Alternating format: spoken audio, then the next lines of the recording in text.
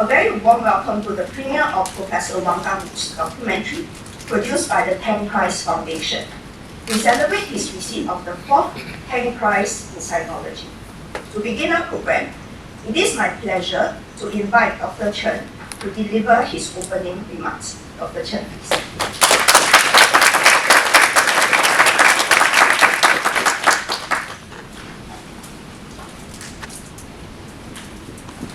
Professor Gungwu and Professor Chia and Professor Dean, ladies and gentlemen.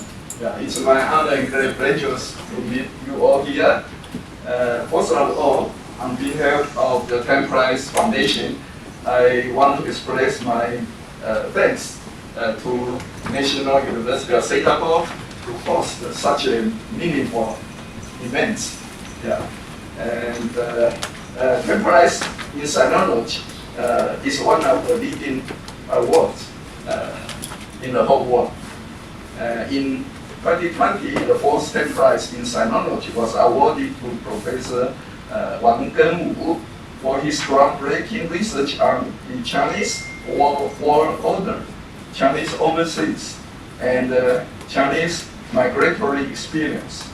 To document Professor Wang's pursuit of truth and his contribution to humanity, the Tang Prize Foundation produced a feature documentary that presents his life and scholarship in an accessible way, with the hope that the public will be inspired by his remarkable achievement. In your brochure, you will also see a page on this, and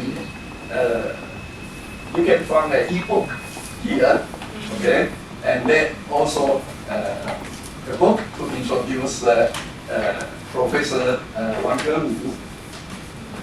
The documentary draws from a wealth of materials and was filmed across Singapore and Malaysia. It features interviews with the scholars and members of Chinese community, tracing the turning points of Professor Wang's life, while exploring questions of identity among diasporic Chinese. It also highlights how growing up outside China, yet nurtured by Confucian traditions, he developed a unique perspective of viewing China from the South. Through his analysis and his historical divisions with China and China's interactions with its southern neighbors, the film provides a fuller understanding of the Chinese people's positions in the international community. Production of film was significantly affected by the COVID-19 pandemic. The Chinese version 在南方思索中国，从中华史观到南洋认同。In the South, thinking China from Chinese history to Nanyang identity was finally completed last month. The foundation has arranged a special tour of the premiere at 2 top-tier universities across the title Professor Wang, the University of Malaysia, which was just held yesterday, and the National University of Singapore. The English version will be released on the Tang Prize YouTube channel once translation and editing are complete. For this very first Tang Prize overseas screening events, we have also invited journalist Wang Yifei, who interviewed Professor Wang and script the documentary to share her reflections via a short video. We are immensely honored to have Professor Wang join us today to engage in dialogue with our distinguished guest. We hope you will enjoy the documentary. Thank you very much.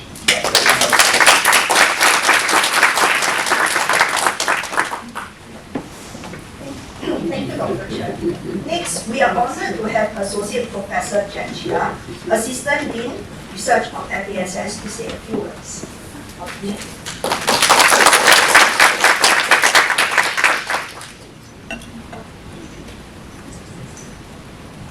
Professor Wang Gungwu, NUS University Professor Dr. Jessie Chen, CEO of the Tang Prize Foundation. Distinguished guests, colleagues, students, and alumni, a very good morning to all of you. On behalf of the NUS Faculty of Arts and Social Sciences, it is my honor to welcome everyone to the premiere of the documentary on our esteemed colleague, Professor Wang Gungwu, an event generously presented by the Tang Prize Foundation. Professor Wang Gungwu, the winner of the 2020 Tang Prize in Sinology, needs no introduction. He is a world-renowned historian whose pioneering research has transformed our understanding of Chinese history, overseas Chinese communities, and the dynamic connections between China and Southeast Asia. The Tang Prize Foundation recognized him for his groundbreaking insights into the history of the Chinese world order and his unique approach to understanding China through its southern neighbors. We are very grateful for Professor Wang Gungwu's generosity in donating his Tang Prize Award to the Faculty of Arts and Social Sciences. Thank you, Professor Wang.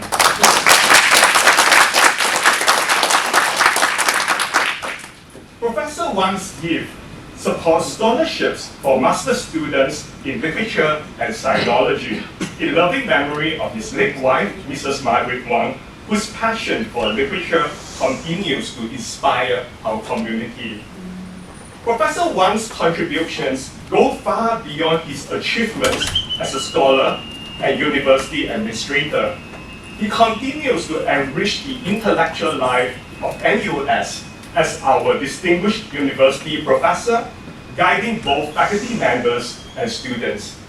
Just last Wednesday, I ran into Professor Wang Gungwu on campus while he was looking for the venue of a seminar. He continues to attend events regularly and often offers thoughtful feedback to colleagues and students, reminding us of the importance of intellectual curiosity and the continuous pursuit of knowledge. And in Singapore, we call this lifelong learning. On a personal note, my NUS thesis advisor, Professor Huang Jianli, was a PhD student of Professor Wang, and I had the privilege of first meeting Professor Wang when I was an undergraduate at NUS. So this makes me fortunate to be a grand disciple of the Wang, and I feel very lucky to have you as my grand teacher or Sigong. More importantly, Professor Wang has been an inspiring scholar to many generations of historians, myself included, and I have always looked up to him as my role model. One of the courses I teach in the history department is the introductory course HY1101E, Engaging Asia, a course that I co-teach with Sayaka Shatani, who's also here today. At the end of the semester, we often give career advice to students who ask what they can do with a history major. I like to jokingly tell them, when you grow up, you can become like Professor Wang Gungwu. To conclude, on behalf of NUS, we extend our heartfelt gratitude to Professor Wang for his outstanding contributions and lasting legacy, and to the Tang Prize Foundation for recognizing and celebrating the life's works of a scholar who represents the value of learning, generosity, and public service. Thank you very much.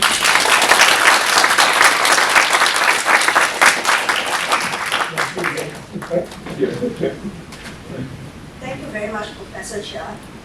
In 2020, the fourth Tang Prize in Sinology was awarded to Professor Wang Gungwu in recognition of his pioneering research on the Chinese world order, the Chinese overseas, and the migratory experience of Chinese communities.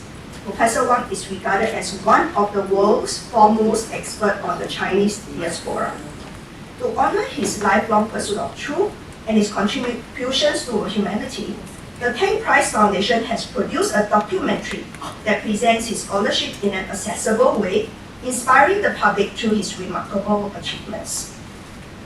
It retraces key turning points and challenges in Professor Wang's life and explores the identities and belonging of diasporic communities.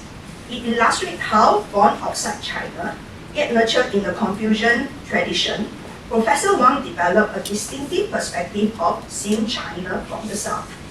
By examining both the historical unity and division within China and its interactions with neighboring regions, the film offers a comprehensive understanding of the Chinese experience in the international arena. Now, without further ado, let us enjoy the premiere screening of the documentary on Professor Wang Gungwu titled In the South, Thinking China, From Chinese History to Nanyang Identity. Please enjoy.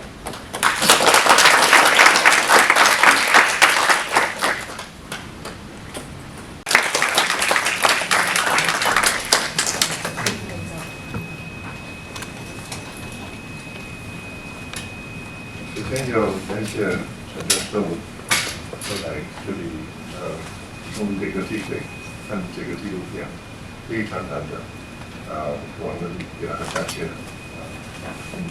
这个FASS举办这个机会，给我们机会参考。这个纪录片我觉得非常成功，非常深入，也非常专业，所以特别高兴。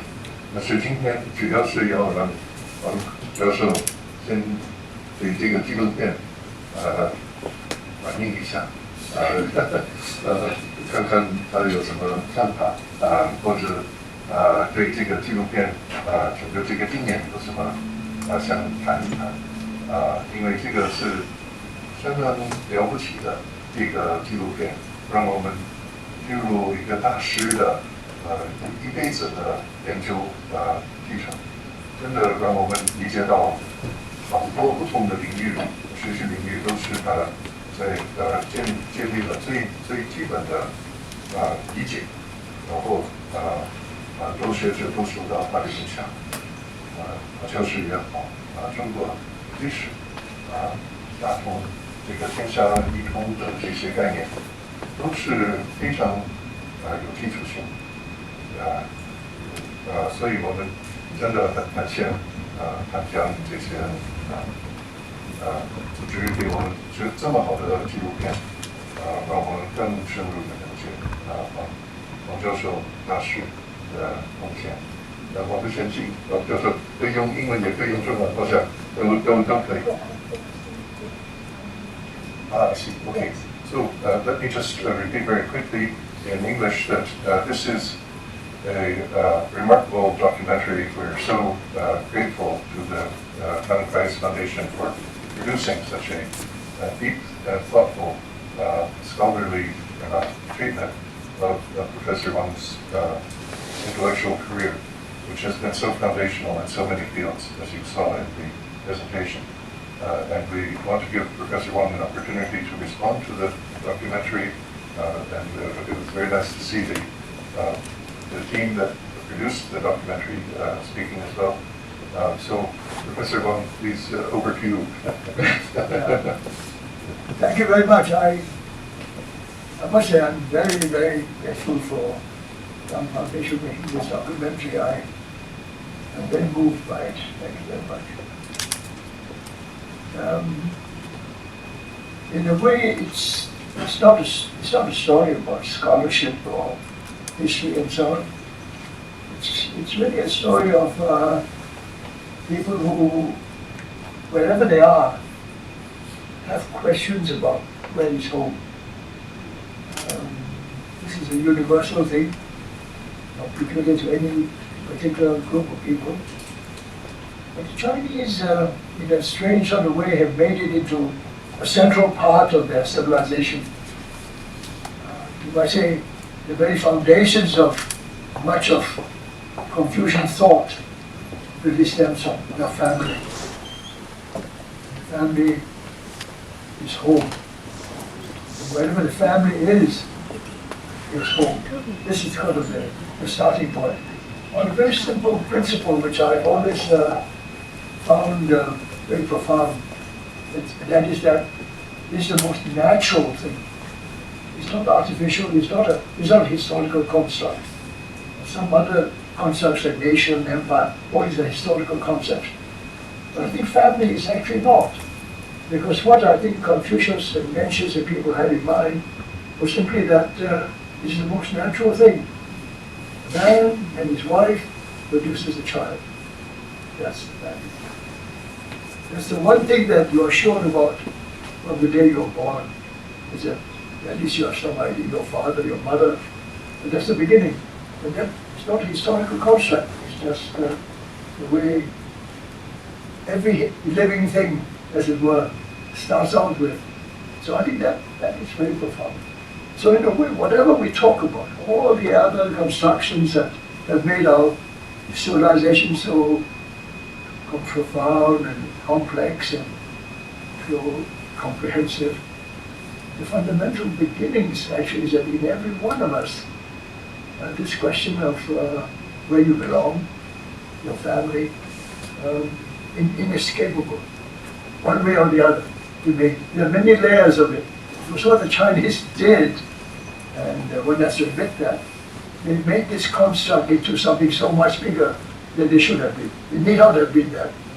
So they, from this very simple natural concept, then they made it into a historical, emotional, social, cultural, civilizational concept, so that it became overwhelming and became very destructive also in many ways.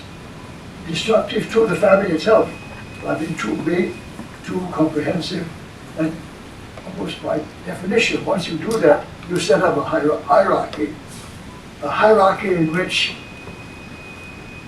relationships and so on are all looked in different ways, and the relationship become more and more complex between the near and far, between who you care for, who you don't care for, and the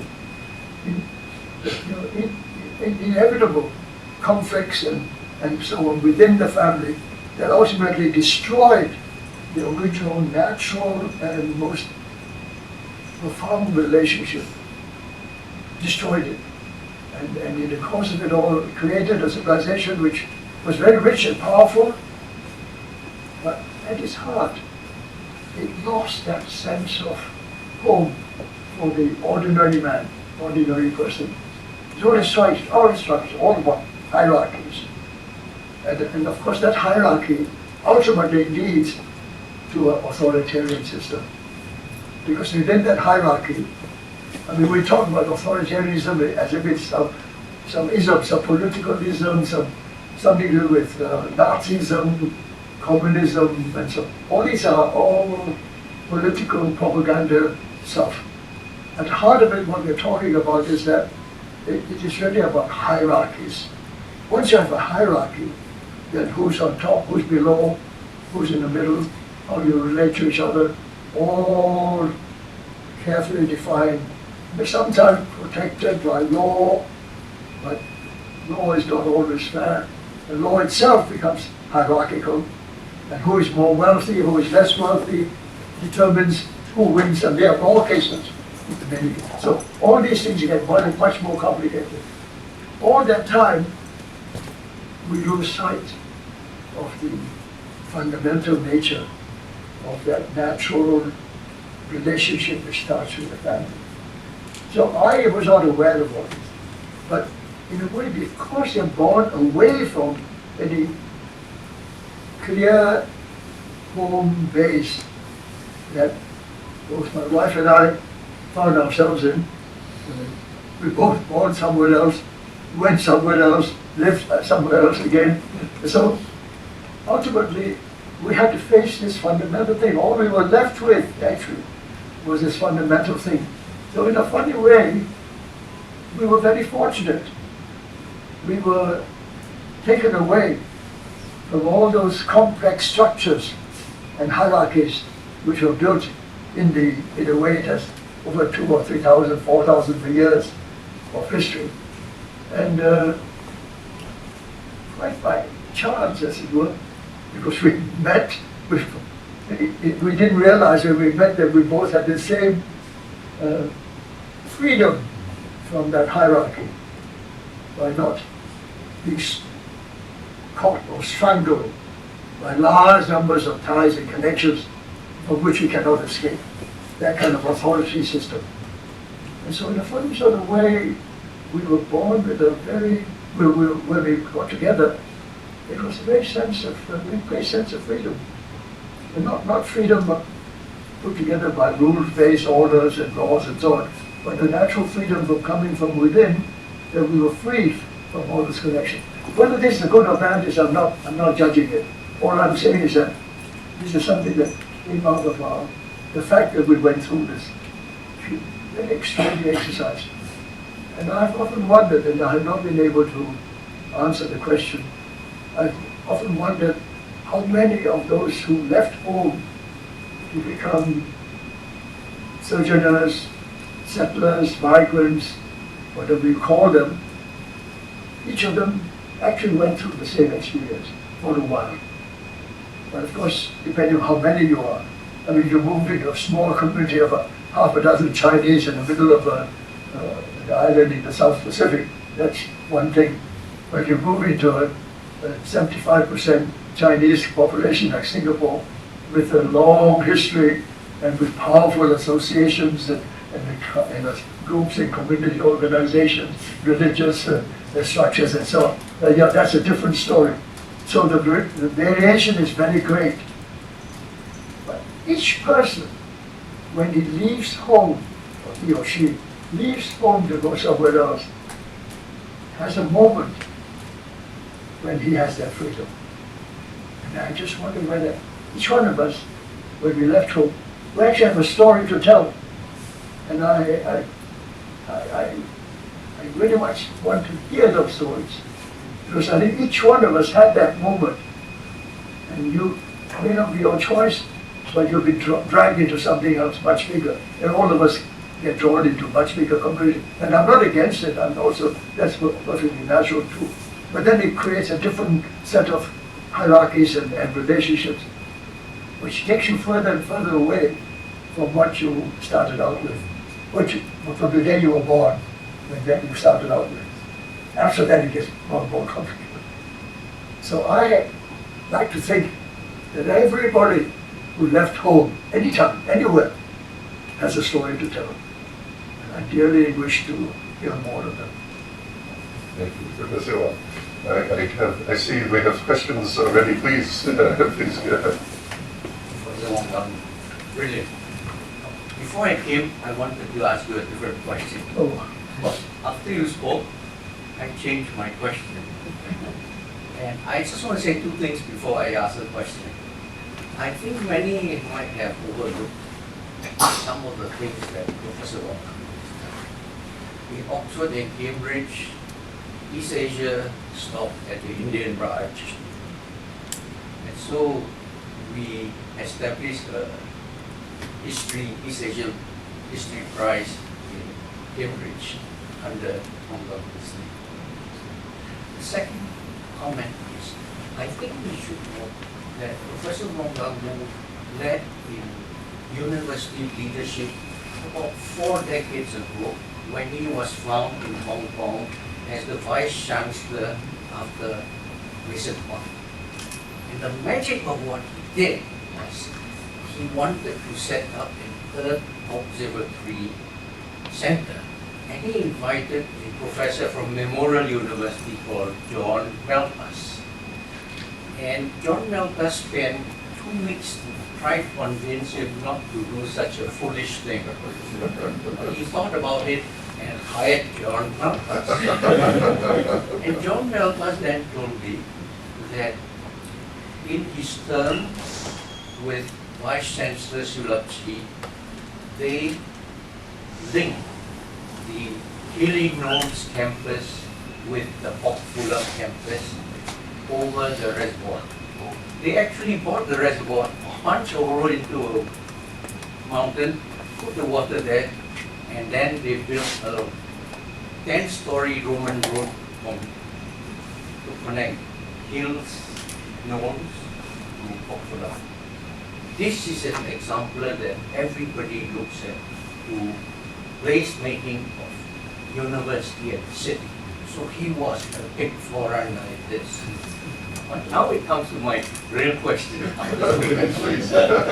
I cannot help but think about Singapore. And Lee Kuan Yew say he moved us from third world to first world. But that's not it. It is what you have said. The big thing that Lee Kuan Yew done was the Women's Charter. One man, one vote, one wife. And in his later part of his life, he sort of reminisced that he might have some other thoughts about that once the population began to decline. May I have your comments, please, Professor?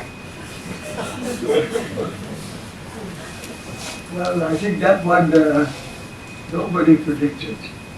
I think maybe a long time ago someone called Thomas Malthus had some thoughts about population, and many of his ideas about population are no longer accepted. But at least people thought about it. What happens when the population either too many or too few? At least to speculate about that was extremely original on the part of Malthus. What we have seen since then is really truly unbelievable. It is strictly a very practical question of urbanization, medical science, and just knowledge about yourself, health, and overall just friendliness. All these are practical things. And before that, people had to have more children because you're not sure how many will survive. And that, in a way, that's another very natural thing. If you only want one child, to make sure you have that one child, you better have at least 5. If you want 5, you need to have 10, and so on. So that was kind of an insurance policy that the family would continue, that you have more children. But once you have medical care of the kind of standards that we have today, and urbanization and all the opportunities that you have today for men and women, and your one wife, the idea is that the equality for the woman to work and be self-sufficient and not dependent on a man, all these have all contributed to this new worldview, as it were, of the opportunities for every individual, not a man and his wife. Every individual has created conditions which, quite naturally, you ask yourself, do I need to produce children? Do I have to have children? Unless you love them, you care for them personally, and maybe if you don't really do care for them, why do that? Why have children? I mean, one also reads quite extraordinary. Every now and then I read about it, I find it unbelievable how some parents cannot care for children. And some parents even kill their children or treat them so badly or abuse them and make use of them in such cruel ways. So there are so many aspects of this. I'm not sure that having more children is a good thing for all of us. I'm certainly very quite frightened by the idea of none of us producing any more children. So those extreme views are. So neither of that will happen. Neither of them will happen. I think one of the great things about human, or you might say all living things, is that we find our level, and that level will be most suited for the conditions of the time. We produced lots and lots of children when the world was not that well populated.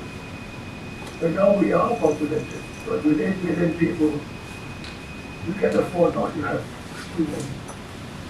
The world is quite rich with people. And we don't need to produce people just to have people. We produce people because we want to have somebody to do that specifically. I'm just thinking aloud about the possibilities, how our desires and our plans, our thinking and our future hopes and aspirations, how that will change over time. And it does change. I mean, in my own lifetime, I grew up as an only child in a society in which I was the only child. I mean, my parents created the one-child system. Not because they wanted to. I think that my mother said that, why you don't have a brother and a sister? Because we're going back to China very soon. If I have one more, I cannot afford it. So if I have one, at least any time we can just go. So we stop and then we do it later. We just dragged on, and then it was too late. So I have no brothers and sisters. I always complain to my mother, why don't I have a sister? At least a sister. And she said, very sorry, too late. So even then, I was only one child. So I grew up understanding this. All my friends had at least 5, 6, 10 brothers and sisters. But if they had been born in China, it would not have been so. There would have been 10 children born and probably only 4 or 5 would survive. But they kept on doing the same thing, even when the health and conditions were so much better, medical care was so much better, and all the babies survived. So when you start producing 15 children that all survive, I actually know of someone who had 21 children. I mean, that's one mother. Poor mother. I mean, what was she doing every year? Baby after baby. So I felt very sorry for her. But then that happened. And that is the norm. That's how everybody should be. You know, plenty of children. And all having great fun together, brothers and sisters. I had to go out every day to go look for friends to play with. Going home and just talking to my mother all the time.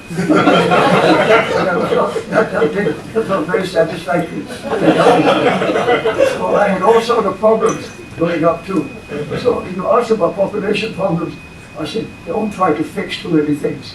But this one-child policy of the Chinese was a terrible mistake, even though the motivation was understandable. They just thought there were too many Chinese. Understandable. But social engineering has its limits. Even Mr. Lee Kuan Yew may have to admit it one day. Thank you very much for bringing out Mr. Wang's institutional achievements as well, because the film is mostly about scholarship, but this is a really important part of his career, and it's really important to bring out. So thank you so much. Yes, hi, I'm Jenn-chuan from the History Department. Professor Wang, we met before. I just want to sort of build on what the previous gentleman said about sort of your extraordinary career, sort of straddling teaching, research, administration, as well as public life. And it's occurred to me that there are not many persons with the background in the humanities in sort of public life, especially in this country. I was just wondering if you could talk about how, in the course of your career as a public intellectual, and of course that's a contested term, how you've had the occasion to sort of bring your expertise in history into the public sphere, and how you sought to sort of promote and advance sort of the importance of history in the public sphere, particularly in relation to the sort of the people that you've had, the many diverse, many people that you've had to sort of interact with over the decades, whether in the public service or in politics. I wonder if there's a sort of an enduring case for history that you've tried, the importance of studying history that you've tried to make over the years. Yeah, I suppose I have a big problem with the word history, because history has a particular meaning in modern terms, because it has become professionalized, it is a job, it is a university department, it is an academic discipline. And that word history is not natural anymore. These are constructions for doing things for specific purposes. So I have a problem with that. What I probably suggest is that we avoid using that if we want to talk about something like what your question is about the past. Whether the past has any relevance to us and what meaning would it have for the future is something that is worth thinking about. Simply because I one day discovered it almost intuitively by accident after you spend many years reading about history, and that is that everything has a past. I can think of nothing that does not have a past. But if you look for history, then no history books, you think of books and people putting together a story. But the past, everybody has a past, everybody. How you relate to the past, that you see a relationship with that past, that you can do for yourself. And once I got the idea that everything has a past, then I started to think, where does one begin? I look at something, I look at a table, I look, that is a past. The design of it, the shape of it. Why this one has got 3 legs and not 4 legs? I mean, if I define the table as having 4 legs, then I see tables. Everything is a part. We have designs, buildings, everything is a part. Every bit of modern science and AI today is a past. Without all those inventions over thousands of years, you cannot have the kind of work that needs AI. So even a man who's working day after day on AI, without thinking about it, the past is always there. Because that is something that tells you, this won't work. This is more likely. I can try, or this has been attempted before. This has not been attempted before, because it knows what his predecessors had done, the record of what had been done before. So once I start thinking in those terms, wow, I said, how the hell do I understand all this? There's too much out there. So it led me to become very curious about everything. I found that nothing was irrelevant. Because if I think about it, then I see I can have a relationship. Very distant one, very near one. It will vary. But somehow it can be connected. If it's not connected to me, it's connected to somebody else I know. So every bit of the past becomes alive to me. So I found there's no end to learning. I mean, I was really caught in a big trap that I made for myself. That, once you start being curious about everything's having a past, there's no end. And in that sense, I found life very enjoyable. Never a moment without my learning something, because somebody or something has told me that it had a past which I never thought about or never heard about. This is partly related to the story I said earlier on, just a little bit about. If you leave home and you wherever you may go, you still have a past. That past will follow you, and that past will lead you to think about certain things in a certain way. And you can relate to other pasts as you arrive at different places. You pick up more pasts and become connected to you. So your connections itself, it's up to you what you choose and what you relate to, what you want to be connected to. But so I don't know how to answer your questions. But, because it's about history, I think they're very limited. Because to me, history is actually man-made. It's a construct from the very beginning. It's what you want to remember, which you want to influence the next generation. I mean, for example, I use history very loosely today because that's how we use it. But when the Chinese use Shi, we translate it as history. But the more I understand about it, it's not history. The Chinese are not interested in the past for itself. The Chinese are interested in Shi as documents or records which are preserved in order to help future generations.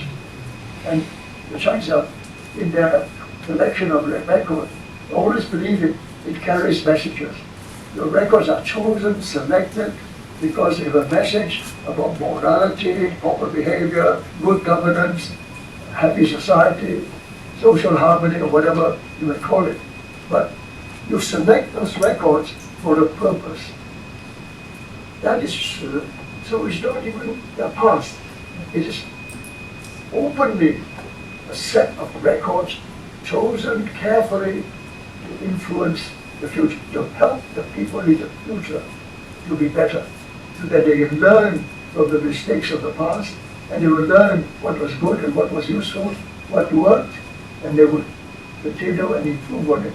So even then, the Chinese have never actually been interested in the past for its own sake. So when professional historians say, I want to find the truth about the past, I think he has very good intentions, but he has an illusion. He can never do that. The past keeps on changing. I mean, the past changes when tomorrow you find a new document which tells you just the opposite of what you believed for hundreds of years. So the past is changing all the time. And it's changing all the time because historians change their minds. I mean, the historians are most unreliable people. They constantly change their minds because they look at it differently and you hope. That's not the right interpretation. This is the correct interpretation. Now, professionally, let me help me in my career. My history department will promote me because I found a new interpretation. But that's a different matter. But it has nothing to do with what I believe is a really important thing. It's the sense of the past is related to you. There's somewhere in there, it's all related. Whether you find it or not, whether it actually occurs to you or not, that's matter of chance. But if you sense it, you feel it, and you grab it and you take it and try to relate it to yourself, I believe it actually enhances you. It changes something or makes you think about something that you never have thought about otherwise. So in that sense, a sense of the past, a sense that the past is meaningful and is always alive. If you can find a connection to it, that can make your life different, very different.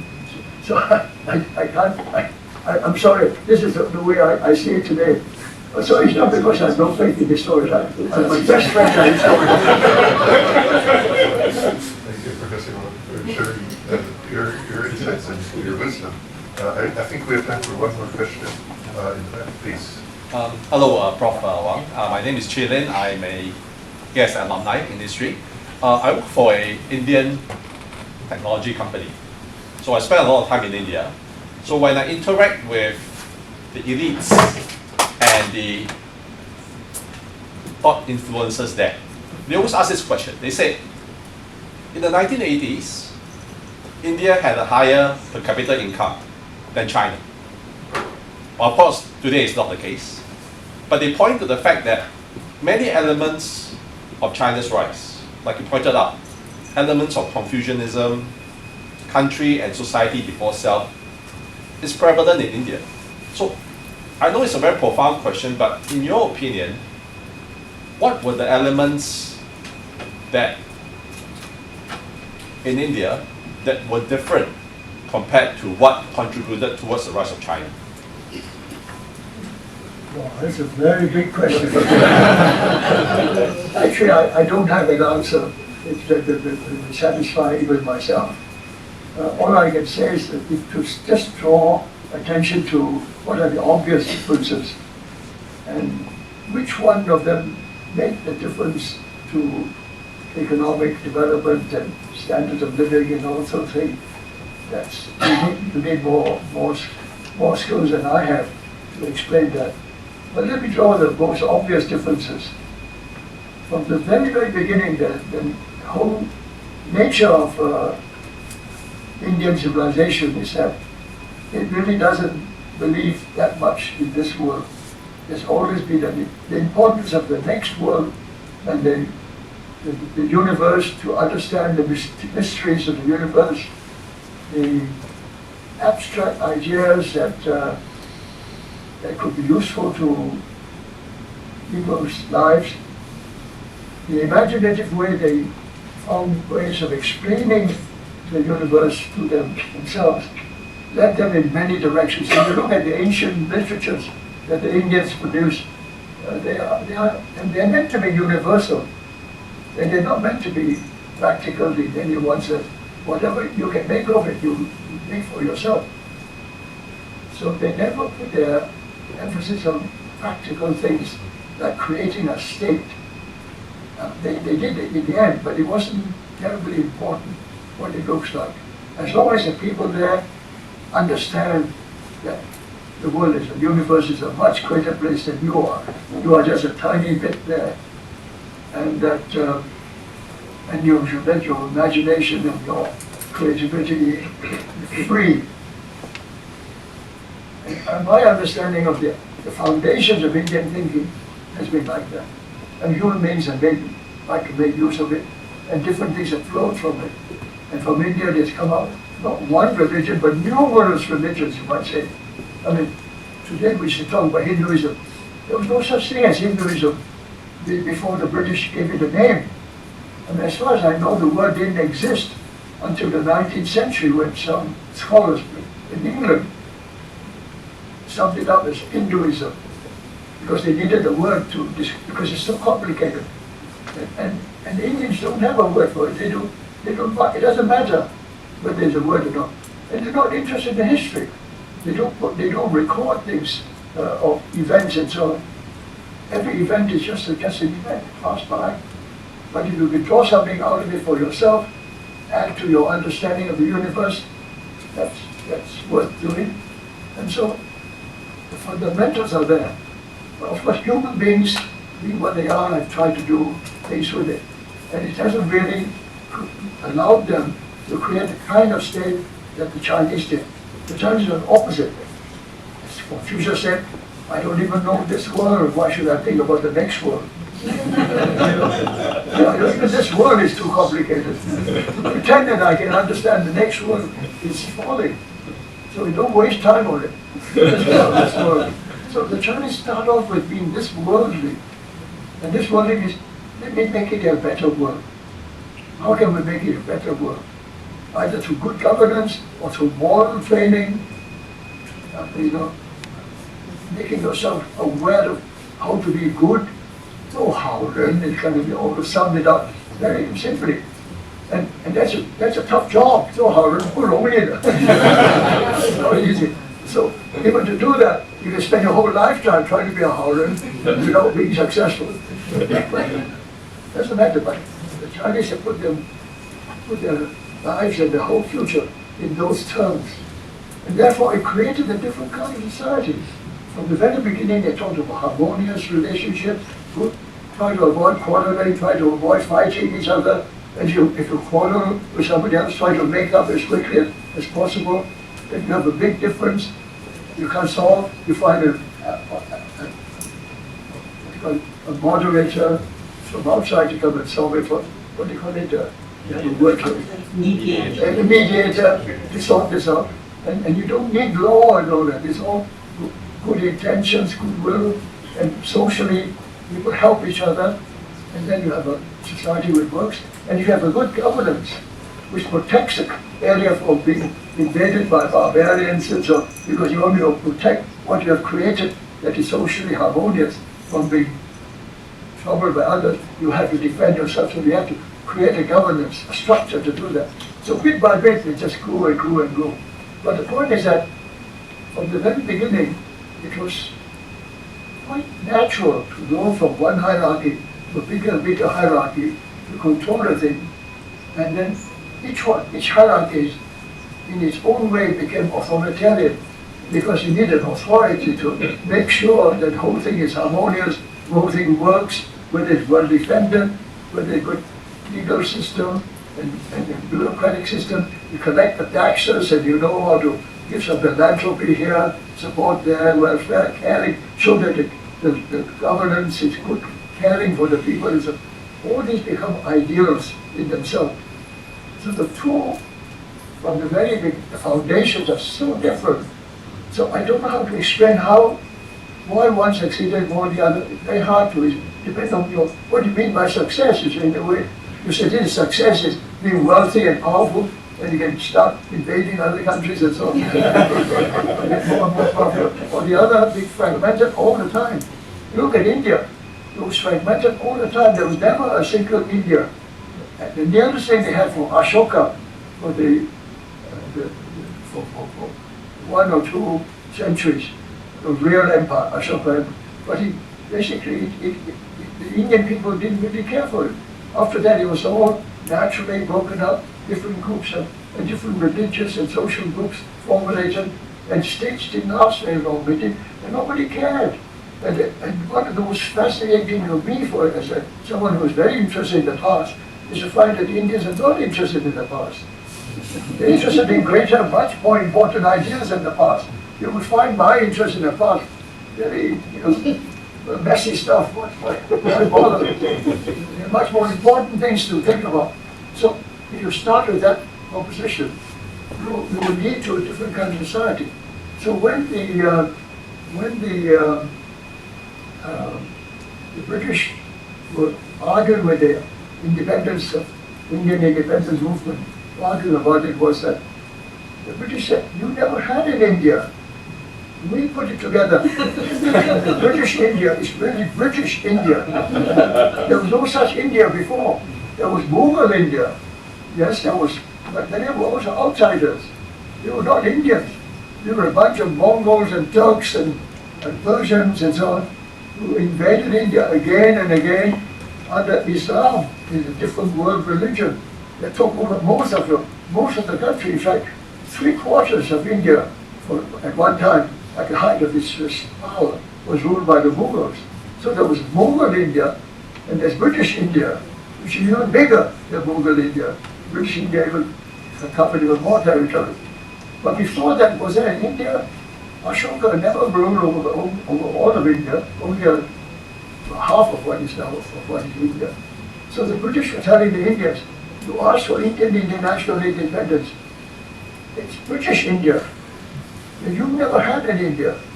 So that was one reason why the British allowed Pakistan and Bangladesh to exist, because there was a Mughal India. And these Muslims deserve to have their own India. And why should you Hindus, so-called Hindus, have the area when you never had it before? So you can see how they're based on completely different assumptions about what the nature of a state is. So the Indian national movement is actually a British-created idea among the educated Indians, the upper-class Indians who ruled India, and had taken up the idea of a British India, that we must inherit a British India. In a funny sort of way, it can work, because you can say that Indonesia did that successfully. They took it from the Dutch. A Dutch map became Indonesia. There was no such thing as Indonesia. Nothing at all. It's a total creation of the Dutch. But what happened was the Dutch were too weak to break it up when they, after the war, after the Japanese took over. By the time they came back, the Indonesian Revolution had succeeded in creating, in the minds of Sukarno and his generation, the idea that the whole of the Netherlands, East Indies, is Indonesia. And they succeeded. So India could have succeeded too. But the British said, no, this is British India. You can't have it. That's basically what Churchill had in mind. So he allowed the Muslims to encourage the Muslims, or Muslim League under Jinnah, to create Pakistan and Bangladesh. Bangladesh there was no such thing. There were just a bunch of Muslims left out in one corner of India. And then it became one country for about 40, 30 years, Pakistan. And sooner or later they became two more countries. So you see, the idea of India actually didn't really exist. The idea of India, I tell you, who has the biggest idea of India are the Chinese Buddhists. Their idea of India is Western heaven. The Tian is, our Tian is only, the Tian Xia is actually the Eastern Tian, the Western Tian. And that, the Chinese idea of India was an imagined India of Western heaven where Buddha came from. But no Indian ever thought like that. So you can see how different the people are. So I can't answer your question, I'm puzzled. I'm sorry to say this is the time we have for this session, but we really would like to thank Professor Wang for sharing his insights.